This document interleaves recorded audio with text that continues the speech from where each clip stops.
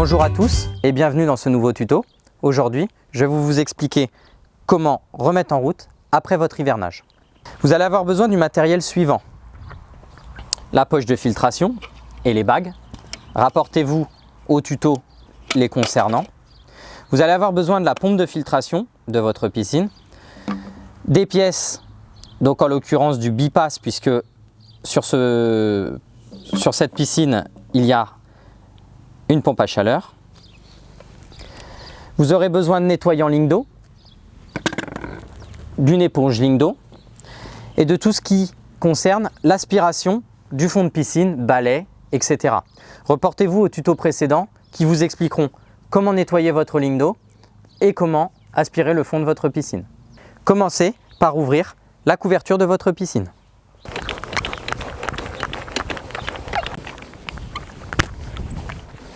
Une fois votre piscine ouverte, procédez à l'enlèvement des flotteurs. Mettez vos flotteurs à l'abri de façon à ce qu'ils soient réutilisables l'année prochaine. Procédez ensuite au nettoyage de votre piscine. Pour ceci, il faut nettoyer la ligne d'eau de la piscine avec les produits adaptés. Vous retrouvez tout ça dans un précédent tuto, comment nettoyer la ligne d'eau de sa piscine. Et également, il faudra nettoyer le fond de sa piscine. J'ai fait un précédent tuto sur cette manipulation. N'hésitez pas à vous y reporter.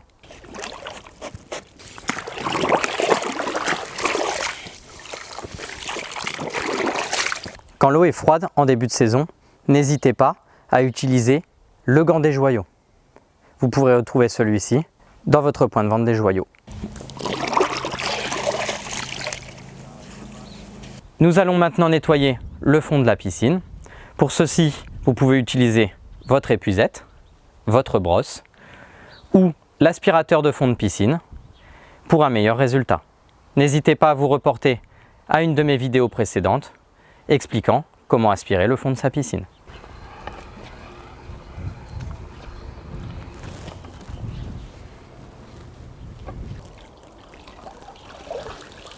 Une fois le nettoyage de votre piscine effectué, nous allons procéder à la remise en route de la piscine. Pour ceci, équipez-vous du bipass, de la pompe de filtration, ainsi que des accessoires vous servant à remettre en service la piscine. Nous vous rappelons que les colliers sont à remplacer tous les 5 ans. Pour remettre en place votre pompe de filtration, n'hésitez pas à vous reporter à un de mes précédents tutos, comment remettre en place sa pompe de filtration. Il est important d'avoir un bloc de filtration propre et sans eau afin d'effectuer la manipulation. N'oubliez pas de bien remplir la pompe d'eau afin de l'amorcer. Si la pompe n'a pas d'eau, celle-ci ne démarrera pas lorsque vous mettrez en route le moteur. Remplissez d'eau jusqu'en haut de la pompe. Mettez bien les bouchons rouges en place de façon à créer l'étanchéité, sinon vous ne pourrez pas démarrer votre pompe de filtration.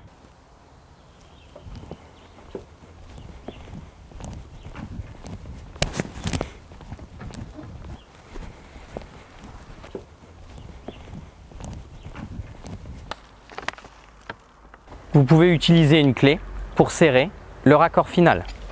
Mettez bien votre poche de filtration en place. Pour remettre les bagues et la poche, je vous rappelle qu'il y a un sens.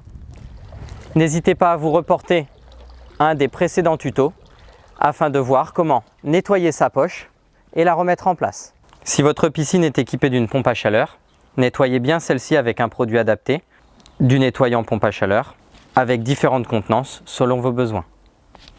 Pulvérisez le produit à l'arrière de la pompe à chaleur.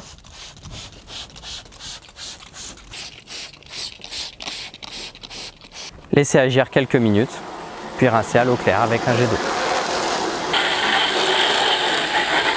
Une fois votre pompe à chaleur nettoyée, remettez la purge. Celle-ci doit se mettre à la main, effectuer uniquement le serrage final à la clé. Vous pouvez également utiliser une clé pour les raccords de pompe à chaleur. Une fois le raccordement effectué et la poche de filtration remise en place, il ne vous reste plus qu'à aller allumer votre piscine. Remettez en place les protections et démarrez votre piscine. Si la piscine est bien réamorcée, de l'eau doit sortir des canalisations. S'il y a de l'air ou si rien ne sort, c'est que votre piscine n'est pas correctement amorcée. Une fois la piscine remise en route, assurez-vous après quelques minutes qu'il n'y ait pas d'eau dans le système de pompe. Celui-ci doit toujours être sec. Il ne vous reste plus qu'à analyser l'eau de votre piscine, à effectuer un chlore-choc, mettre un galet de chlore-lent, au moins 1 litre d'anticalcaire si vous êtes dans une région calcaire, et surtout à bien ajuster, car c'est très important, le pH de la piscine et également le TAC. N'hésitez pas à vous rendre dans un point de vente des joyaux si vous souhaitez des conseils. Merci, à bientôt.